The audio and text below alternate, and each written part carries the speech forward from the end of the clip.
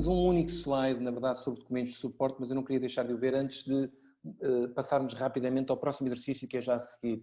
Portanto, tem a ver com isto que a Miranda estava a dizer. Atenção, os documentos contabilísticos, os registros e os tais documentos contratuais, os procedimentos de atribuição, têm que ser guardados durante 5 anos após o pagamento do saldo, portanto, do último pagamento. O pagamento da vossa subvenção é feito em tranches. A partir do último pagamento contam 5 anos durante o qual têm que guardar os documentos. A não ser que seja uma subvenção inferior a 60 mil euros, e aí são só 3 anos, ok? E, portanto, e depois diz, e em todo caso, até que uma auditoria ou verificação em curso, recurso, litígio, reclamação tenha sido derivido. Imaginem que há uma suspeita, como diz a Miranda, que obriga a uma intervenção, por exemplo, por azar do Tribunal de Contas da União Europeia, que até pode intervir no terreno e fazer levantamento de documentos, etc. Enquanto não terminar a auditoria do Tribunal de Contas, mesmo que demore mais do que 5, quer dizer, ultrapasse o limite de 5 anos, nós temos que guardar aquela documentação. Ou até a da OLAF, que é, digamos, a Agência Europeia Antifraude, não é? Para as situações mais graves. E, portanto, por essa razão temos que guardar. Eu sei que, tenho ideia que, de acordo com a legislação contabilística cabo-verdiana, vocês, aliás, até normalmente, no que diz respeito aos documentos contabilísticos, têm que ficar pelo menos, não sei se são 8, são 10 anos, não é? Não sei se há aí algum contabilista que me possa ajudar. Portanto, em todo caso, vocês teriam que guardar sempre mais tempo. Só que aquilo que a legislação cabo-verdiana não obriga e que vocês mesmo assim têm que fazer é guardar coisas que normalmente não guardariam, designadamente os procedimentos de concurso e até outros documentos que não têm necessariamente a ver com despesas. Por exemplo, nas tais viagens, que é o exemplo que estamos sempre a dar, a fatura não é o único documento comprovativo de que a viagem foi realizada, como sabem. Isto é um comprovativo não só de despesa, mas de atividade. Para eu saber que a atividade foi realizada, eu tenho que ter um cartão de embarque, não é? E, portanto, também tenho que guardar o cartão de embarque. Não é? Às vezes, o problema dos cartões de embarque em papel é que a tinta começa a desaparecer. Portanto, aí eu diria, se quiserem cautelarmente, podem digitalizar a documentação e até porque as condições gerais também admitem que os documentos em suporte digital possam ser, em determinadas situações, como seria o caso, por razões de segurança, ou às vezes os documentos só estão emitidos na via digital, não é? Por exemplo, que guardem dessa maneira. E, portanto, os documentos têm que estar facilmente acessíveis, classificados. Portanto, eu não sei se vocês têm o hábito nas vossas organizações de fazer um classificador, portanto, ter as coisas organizadas por pastas e por tipo de documento, inseri-lo numa determinada pasta. E, portanto, tem um documento que diz cartas vão para aqui, expediente vão para aqui, faturas vão para acolá. Há muitas formas de organizar isto. Há pessoas que organizam de acordo com o quadro lógico, por exemplo. Eu tenho dossiês por atividades ou dossiês por resultados e tudo o que é daquele resultado eu ponho lá. Despesas transversais com recursos humanos, por exemplo, ou viagens, eu posso pôr numa pasta comum, não é? Ou então por tipo de despesa. Quer dizer, tem que haver uma lógica de classificação que seja facilmente compreensível a um auditor que chega e que pede a documentação. E têm que estar disponíveis os documentos, lá está, não se esqueçam, formato original, incluindo o eletrónico. Ou seja, o formato original pode ser, à partida, desde logo, o eletrónico. Tenham cuidado com isso, está bem? Não sei se há alguma questão teórica sobre esta matéria. Eu não sei se vocês têm, de facto, o hábito de fazer estes classificadores. Há vários exemplos, se quiserem. Eu posso partilhar convosco o exemplo que tenho usado. E é isto, tem que haver uma lógica, não é? E por falar em lógica, então, se não houvesse mais perguntas, eu passaria. Então, basicamente, o exercício é este. Imaginem que têm um projeto em que vocês têm a documentação organizada por dossiês, que na lombada vão dizer recursos humanos, um dossiê, viagens, outro, equipamento e fornecimentos, outro, incluindo aquisições, escritório local, incluindo custos com veículos, IVA e taxas aduaneiras e apoio financeiro a terceiros. E na página seguinte vão encontrar esta lista toda de documentos. Vão ver? E têm que arquivar os documentos, basicamente. Têm que pegar nas faturas de combustível, manutenção e peças de reposição e encontrar a pasta respectiva. Cartões de embarque de cada voo e por aí adiante. Portanto, basicamente é um exercício de arquivo. A ideia é que, atenção, cada tipo de documento vá apenas para uma pasta e não esteja partilhada por duas pastas. Estão a perceber? Portanto, um vai para cada uma destas pastas.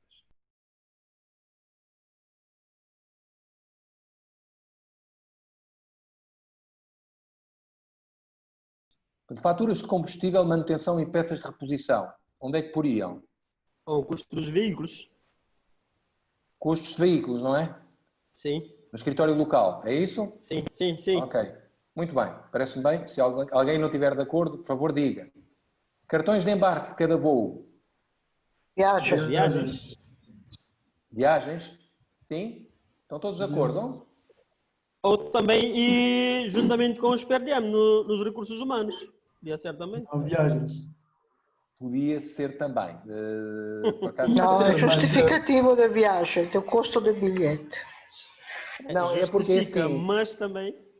É, porque reparem, isto é porque na linha orçamental de recursos humanos, do orçamento é lá que estão as ajudas de custo e às vezes os cartões de embarque são a prova, em alguns casos, para pagar as ajudas de custo. Não sei se poderia haver essa justificação. Pelo menos no caso da União Europeia é assim, o cartão de embarque é a prova de que a pessoa viajou, portanto tem direito a receber a ajuda de custo e isso normalmente está nos recursos humanos. Mas, da forma como isto está organizado...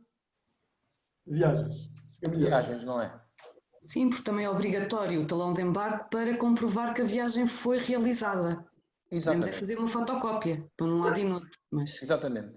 Sendo que eu vos tinha dado este desafio habitual, este desafio especial de só porem num sítio e não porem em dois.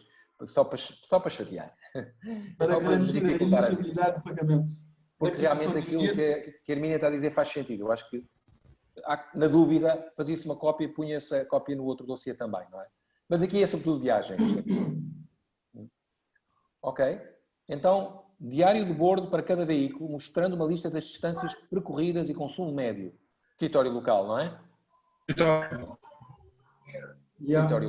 Escritório local.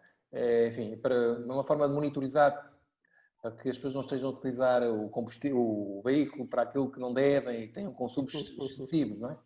Contratos, em geral. Recursos humanos. Sim, se fossem... Sim, aqui houve dúvidas, porque podia ser contratos com prestações de serviços. Ou... Sim. Há contratos que ficam nos recursos humanos, contratos referentes a recrutamento de pessoal, ou contratos com o pessoal, e há contratos referentes a aquisições que ficam em equipamentos e fornecimentos. Exatamente. Em bom rigor, esta era daquelas que era impossível, diria eu, pôr numa só pasta.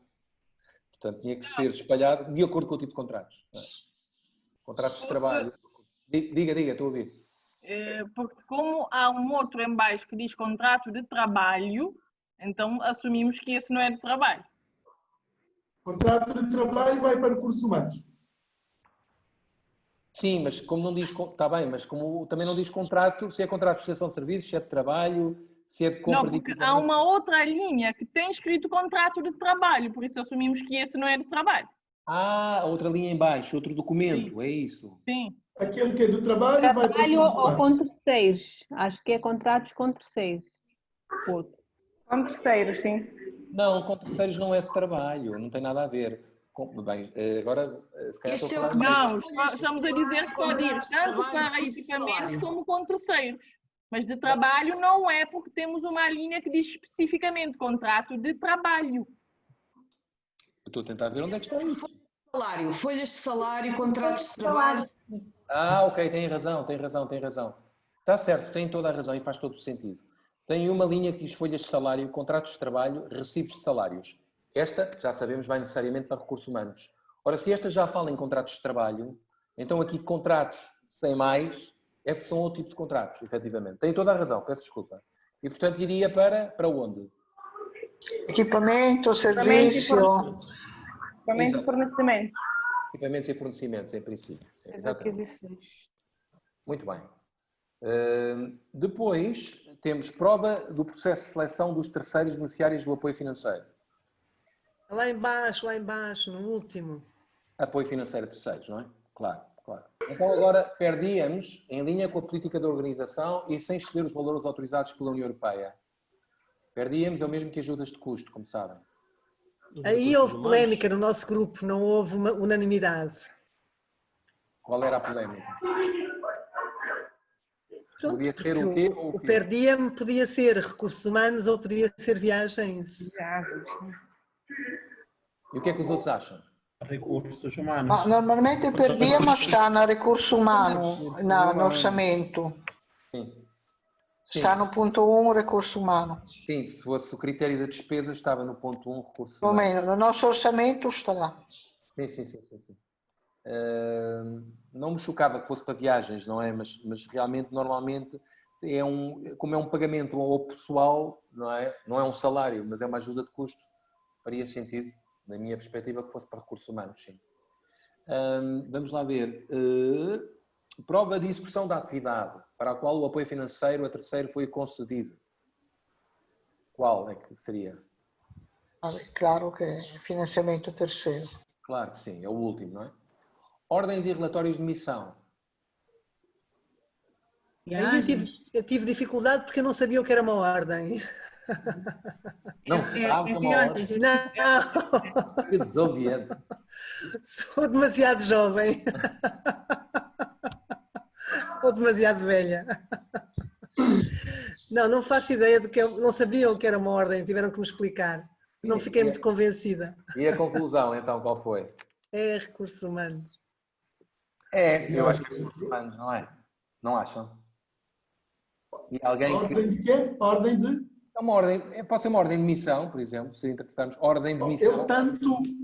Eu tanto ordem de missão como per diem, eu colocaria em viagens, porque só uma ordem de missão é quando alguém vai em missão, deslocação. Per diem só se paga quando se desloca. Sim. Não há outra coisa. É sempre numa situação de viagem em que se paga o per diem, seja interno, seja externo. Sim. Eu percebo que é muito mais lógico, mas pronto, também podemos colocar nos recursos humanos e não há crise. Sim, espero que não haja crise. Não, a questão é que os vossos colegas estão a seguir muito, acho eu, a lógica orçamental, porque a linha 1 do orçamento, nos recursos humanos, efetivamente, está lá, perdíamos. E para pagar perdíamos, eu tenho que ter a certeza que a pessoa viajou, mas que fez tem um relatório de missão, para que eu possa pagar também os perdíamos, é por essa razão. É claro que isto esvazia um bocadinho de conteúdo então as viagens, e as viagens aqui passaria só a ser praticamente bilhetes de avião, não é? Enfim, discute-se, nada disto é absolutamente certo, é só para vos pôr a pensar. Mas, Tiago, de qualquer das formas, eu independentemente da contabilidade tiver todo esse suporte para o efeito do pagamento, etc., na parte de recursos humanos, a gestão administrativa por parte da gestora, eu normalmente tenho tudo isso, que é para justificar tudo que é o consultor, que fez o trabalho, que fez a missão, que fez o relatório, toda essa parte também está na organização mais administrativa, da gestão administrativa do projeto. Então, há documentos que estão repetidos, documentos de suporte que estão repetidos, quer na parte da gestão administrativa e da parte de contabilística. Pois, percebo. Mas faz sentido a explicação. Agora, avançando, vamos lá ver documentos de concurso, ofertas recebidas, relatórios de avaliação. Equipamentos e fornecimentos. Uma parte pode ficar em equipamentos, outra pode ficar em recursos humanos. Dependendo de, se for um processo de um concurso para recrutamento de pessoas para ocupar determinados postos, vai para recursos humanos. Se for para prestação de serviços, aquisição de bens, enfim, fica no equipamento. Eu percebo, embora aqui a lógica fosse mesmo a segunda que estava a dizer. O objetivo era ofertas de relatórios de avaliação de concursos públicos, não de recrutamento de prestadores de serviço, digamos, de pessoal, não é? Estamos a falar de equipamentos, sobretudo, assistências técnicas, sei lá, trabalhos de formação, por aí adiante. Exatamente. Agora, faturas e recibos de obras, serviços ou fornecimentos adquiridos. Mesma coisa. Fornecimentos. Sim, em princípio sim. A única questão, de facto, é que falta lá a menção a serviços. Isso é que é um dossiê só para serviços ou mencionar aqui serviços também junto com equipamentos e fornecimentos. Calhar, por isso é que alguém estava a interpretar fornecimentos, se calhar é fornecimentos de serviços também. Temos que interpretar dessa forma, porque senão não sabíamos onde é que íamos pôr os serviços, não é? Portanto, vai tudo para aquela pasta. Timesheets, para quem não sabe, portanto, folhas de registro do tempo para o pessoal que está a tempo parcial. Para onde é que é essas folhas de registro do tempo? É recursos humanos. Isso é claro, não é recursos humanos. Prova de que os fundos foram recebidos por terceiros. Apoio a terceiros. Apoio a terceiros, não há dúvida. Um recibo, não é? Prova de participação em formações e workshops. Recursos humanos. Recursos humanos. Ou viagens.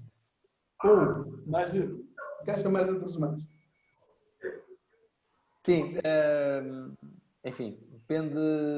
Sim, pode ser. Se a formação for feita no estrangeiro, não é? Sim. Pode-se entender como incluído nas viagens. Mas a minha lógica é muito de capacitação, não é? Não está ligada à viagem. A viagem é um meio para capacitar os recursos humanos. Não devia ser o objetivo principal do passeio, não é? Devia ser mesmo a formação dos recursos humanos, o que está aí. Mas eu percebo a ideia. Ora bem, folhas de salário, contratos de trabalho, recibos de salário, já sabemos, recursos humanos, já tínhamos visto. Prova de prestação de serviços ou recepção de aceitação de bens e obras. Equipamentos e fornecimentos. Equipamentos e fornecimentos. Timesheets do pessoal expatriado. Folhas de registro de tempo, não é? Recursos humanos. Folhas de presença. Como? Recursos humanos. Recursos humanos, não é? As folhas de presença, no meu grupo, nós colocámos no escritório, porque considerámos que eram folhas de presença de atividades que se realizavam, tipo reuniões, organização de conferências, portanto, eram folhas de presença com a população, por exemplo. E, portanto, não era recursos humanos, porque os recursos humanos são as timesheets, não é? E então achámos que era melhor ficarem no escritório.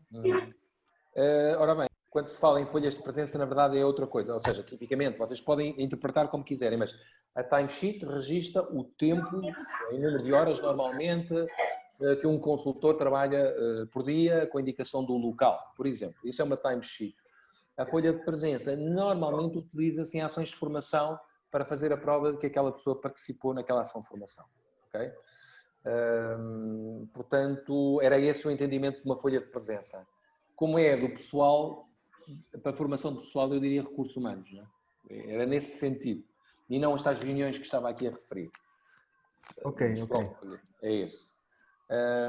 Porque é um documento de prova importante para justificar a despesa de alguém que deslocou para participar numa ação de formação. Não é muitas vezes só o cartão de embarque, quando é no estrangeiro ou noutra ilha, por exemplo, é dizer, eu quero ter a prova que você esteve lá. Mostre-me a lista de presenças. Não é? Por isso é que se pede este documento. Lista de veículos. Como? Registro? Veículos. Escritório. Escritório local. Escritório local, claramente, não é? Provas de transferência dos equipamentos e certificados de doação do final do projeto. Transferência Equipamentos final. e fornecimentos. Exatamente. Equipamentos e fornecimentos. Certificados de origem. Equipamentos e Fornecimentos. Equipamentos. Quando seja necessário. Prova de que o IVA não pode ser reembolsado. IVA. IVA e taxas aduaneiras. IVA e taxas aduaneiras. Contratos com terceiros. Terceiros? Equipamentos e fornecimentos. Não é nesse sentido. Não. É do apoio Apoio financeiro a terceiros. É nesse sentido. Depois tem uma questão de português, não é? De interpretação. Registro do ativo fixo, ou seja, inventário. Equipamentos. Equipamentos e fornecimentos. Equipamentos e fornecimentos. Bilhetes de transporte fazendo prova de que o itinerário escolhido é o mais direto e barato. Viagens. Aqui não há dúvida, hein? Aqui é viagem. Sim, viagem. Muito errado. Muito bem. Conseguimos chegar ao entendimento, mais ou menos. A questão é que nós nunca conseguimos chegar ao entendimento, sinceramente. porque há tantas formas distintas de fazer esta classificação. Ainda há bocado estava a discutir com o grupo, há quem faça por tipo de despesas, que tem uma vantagem, ou seja, um documento para recursos humanos, outro para viagens, outro para escritório local, etc. E aí, depois, para efeitos de relatório financeiro e de auditoria, facilita imensa vida, não é? Mas pode não ser o mais lógico para quem está a gerir o projeto do ponto de vista operacional. Se calhar para eles, o tipo de atividades principais é o mais importante que seja arquivado, de acordo com essa lógica. E por aí adiante. Portanto, não há nada standard. A única coisa que é absolutamente essencial é que os documentos sejam arquivados de forma lógica, que haja um classificador, e eu diria que, idealmente, as pessoas que arquivam sejam sempre as mesmas, para se manter a lógica do arquivo, não é? Senão cada pessoa arquiva, eu já vi isso tantas vezes, eu achava que era ali, mas aquilo está na cara que é viagens. Eu digo, não, mas aquilo é recursos humanos, e fica ali perdido, não é? E é a tal gaveta que estávamos a falar há bocado, já não, porque não sabia onde estava, mas não foi mal arquivado. Também é um problema, não é só não existir, é estar mal arquivado. Evidentemente, estar arquivado na gaveta não é mal arquivado, é não estar arquivado todo. E é assim, tirando aqueles sistemas de arquivos que havia antigamente, que era mesmo por gaveta, não é? Tinha lá um ficheiro, a gente puxava, isso acabou, não é? Temos agora gavetas nos computadores com os ficheiros e os subficheiros e por aí adiante. Bom, isto era um exercício mais leve, diria eu, que nos permite discutir as questões do arquivo e a preocupação que temos de ter com as formas de arquivo. Sim, não devemos esquecer que os arquivos também, se mudamos para a eletrónica, vamos ter de pensar uma outra forma de arquivo também. Porque se todos os documentos vão ser enviados só para a eletrónica, este é um novo modo de trabalho. E talvez vamos ter por encontrar parte que vai ser papéis, outra parte que vai ser com eletrónica. Exatamente. Só devemos bem pensar isso também. O OPSIS não tem um sistema de arquivo, não, de estilo cloud. Sim, talvez vai ter. Normalmente não trabalhamos sem uma salvaguarda.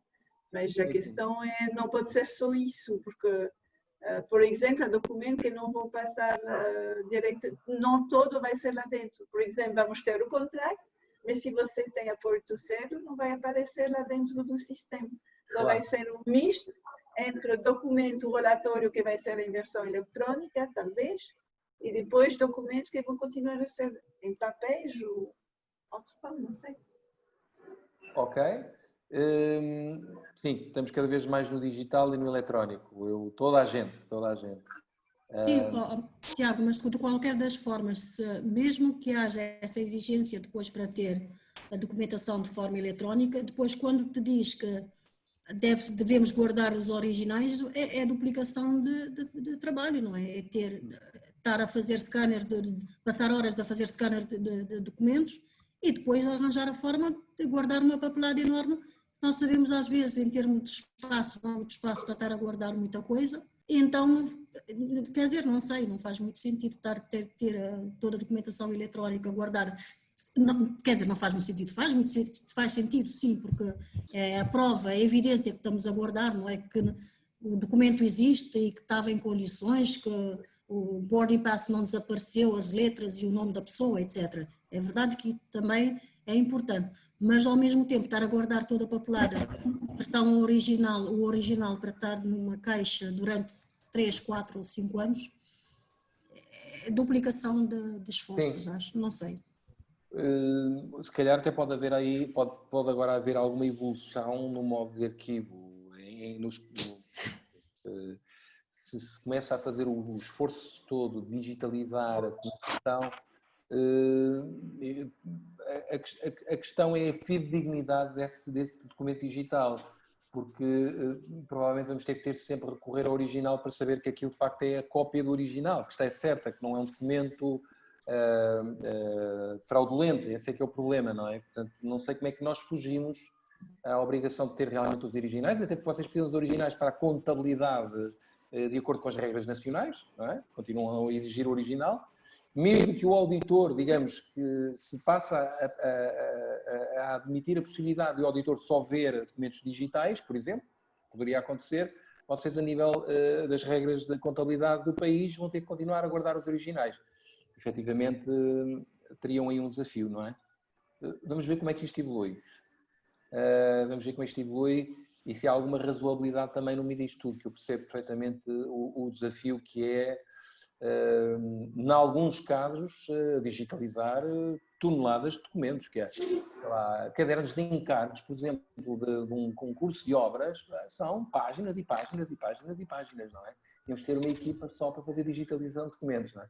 Portanto, enfim, olha, não sei, fica aqui a dica. Estamos agora já a fazer isso nosso lado, porque temos todos os arquivos que temos, devemos comparar, quando fazemos o fecho do contrato, devemos comparar nossa base de dados informática com a base que temos em papéis. E devemos ter, normalmente deve ser a mesma coisa, deve ter os mesmos documentos. Nós outros próprios. Sim, Miranda, mas está a dizer, já estamos a fazer isto, está a falar da delegação? Sim, sim, da União Europeia. Sim, da União Europeia, pois. Não é só da delegação. Sim, eu percebo. Temos dois arquivos que são paralelos e têm a mesma estrutura e têm o mesmo conteúdo. Mas provavelmente têm equipas, não é, que também se ocupam disso e pessoal... Bom, aqui o Cabo Verde somos pouco a fazer isso. Já estão treinados.